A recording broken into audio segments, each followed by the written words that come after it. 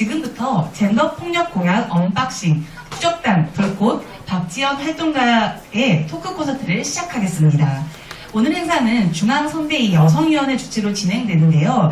여성위원회 젠더폭력 전문가를 합류하신 추적단 불꽃의 박지연 활동가님을 모시고 이재명 후보의 주요 젠더폭력 공약을 살펴보고 향후 개선 방안을 논의하기 위해 마련되었습니다. 행사를 격려하기 위해 이재명 후보님께서 축하 메시지를 보내셨습니다.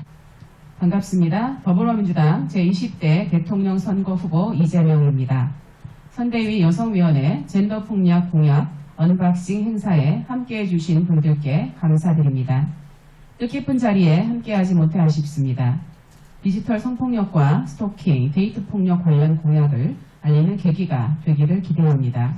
오늘 이 자리에서도 현장 이야기와 현실적인 정책 지원을 많이 주시길 바랍니다. 저도 젠더폭력 근절을 실천으로 보여드리겠습니다. 활동가님께서는 그동안 익명으로 활동을 하시다가 오늘 이 자리를 통해 처음으로 성함과 얼굴을 밝히시는 거잖아요. 좀 소감이 어떠세요? 네, 일단 이 결정을 내리기까지 정말 많은 촉구의 시간이 있었는데요. 지금 심정은 굉장히 사실 떨리는 마음이 가장 큰 것 같습니다. 긴장도 많이 되고 청심환을 먹고 와야 되나 이제 고민을 하다가 그냥 앉았는데 앞으로 이제 대선까지 남은 시간이 얼마 없지만 제가 할 수 있는 일을 좀 많이 하고 갈 수 있는 그런 시간이 되었으면 하는 마음입니다. 그 이재명 후보님이랑은 2020년 6월에 그 경기도에서 열린 디지털 성범죄 이제 추진 발족식에서 만난 적이 있습니다. 그때 이제 처음으로 후보님을 만나게 됐었는데요. 제가 이제 언론에서 봤던 그동안 이제 알고 있던 그런 후보님의 모습과는 조금 더 다르고 이제 그때 디지털 성범죄에 대한 굉장히 심각성을 굉장히 깊이 공감을 하셨었고 그런 모습을 보면서 좀 그래도 이런 사람이 정치인이라면 괜찮겠다라는 생각을 했었고요. 그렇게 추진단 발족식이 열리고 나서 6개월이 걸리지 않고 경기도에 디지털 피해자 원스톱 지원센터가 이제 개소가 됐습니다. 그런 것들을 보면서 굉장히 추진력이 있는 사람이구나. 이 사람이라면은 믿고 조금 이제 갈 수 있겠다라는 생각이 많이 들었었던 것 같습니다. 디지털 성범죄 관련 공약들을 이제 좀 검토할 수 있는 그런 기회들이 많이 있었는데 알려지지 않았다 뿐이지 민주당에는 이미 젠더 폭력과 관련된 좋은 공약들이 많이 있더라고요. 그래서 이런 공약들을 정말 잘 이제 현실에서 이루어질 수 있게끔 하는 그런 일들을 하고 싶고요. 또 이 알려지지 않은 공약들을 알리는 것도 정말 중요할 것 같습니다. 또 그래도 이제 아무래도 부족한 부분이 있을 수밖에 없는 게 젠더 폭력과 관련된 그런 공약들일 것 같은데요. 현실에서 피해자분들과 그리고 이제 여러 단체의 이야기들을 들으면서 좀 가교 역할을 할 수 있었으면 좋겠습니다.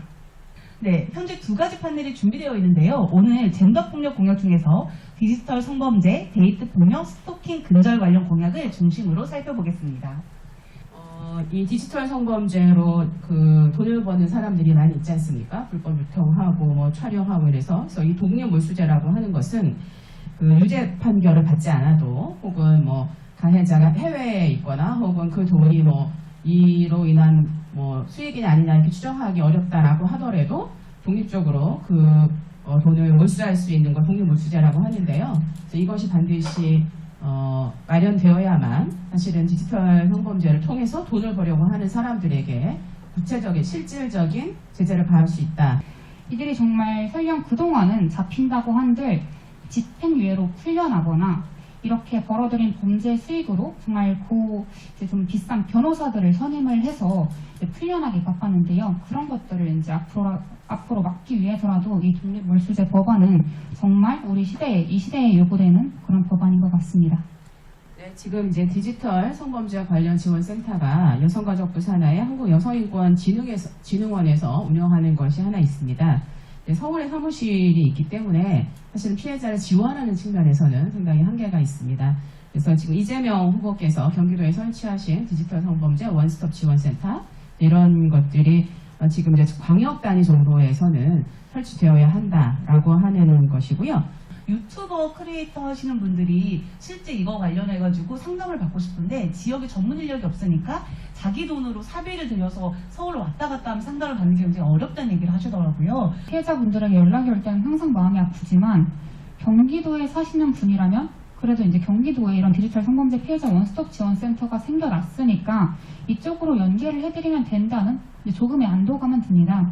이 디지털 성범죄는 이제 이전과의 성폭력과는 조금 다른 양상을 띠기 때문에 이 디지털 성범죄에 좀 더 특수화된 그런 지원이 필요하거든요. 광역시도, 광역 단위에서는 적어도 디지털 성범죄 피해자 원스톱 지원센터가 다 생겨나야 하고요.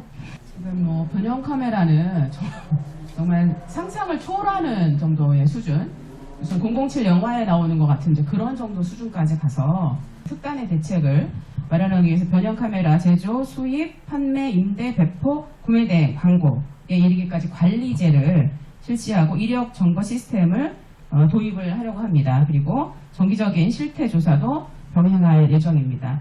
소형 카메라 이런 식으로 치면은 바로 1분도 안 걸려서 카메라를 구매할 수 있거든요. 이게 사지 못하게 막는다는 게 아니라 정말 사는 사람의 이력을 관리하겠다는 그런 법안이거든요. 이거는 너무 지금도 늦었다고 생각을 합니다. 네. 뭐 화장실이든 어디 숙박시설이든 이런 것들 안에서 굉장히 그 위협감을 느낄 정도로 좀 무서운데 이런 등록제 관련해서 관리를 하고 있다면 조금 더 이런 범죄가 줄어들 수 있지 않을까 생각합니다. 딥페이크 기술로 만들어진 영상 음성에는 표시 의무제를 도입을 하는 겁니다. 그래서 이용자가 합성이구나 이런 걸 알 수 있도록 하는 거고요. 또 악의적인 딥페이크 허위 영상물 제작 유포는 강하게 처벌하겠다라고 하는 공약입니다. 네, 지난 11월 23일 제가 후보님과 함께 고 황혜진 씨 유족분들을 뵙고 왔어요. 그래서 인상적인 말씀은 이제 이런 사건은, 이런 일은 우리 딸로 끝이어야 한다 이런 얘기를 하셨고요. 그래서 따님의 이름을 딴 데이트폭력 처벌법 제정을 강력하게 요청을 하셨습니다. 그래서 이래서 그 데이트폭력 정의를 명확히 하고 처벌을 할 수 있는 별도의 제정법을 지금 준비하고 있습니다. 그래서 2030 여성들인데 사실 이 데이트 폭력 처벌법은 너무 당연한 일어나서는 안 되는 건데도 이미 법을 제정할 정도의 공약이 나올 정도로 좀 많은 여성들의 안전을 위협받고 있는 것 같습니다. 이 반의사 불벌 조항은 피해자가 가해자 처벌을 원하지 않는다라고 의사 표현을 하면 처벌할 수 없다는 건데 이거는 사실은 피해자한테 책임을 전가할 우려가 있고요. 또 가해자가 이런 조항을 빌미로 해서 협박이나 회유를 계속할 수 있기 때문에 이 조항은 이제 삭제를 하려고 하는 것입니다.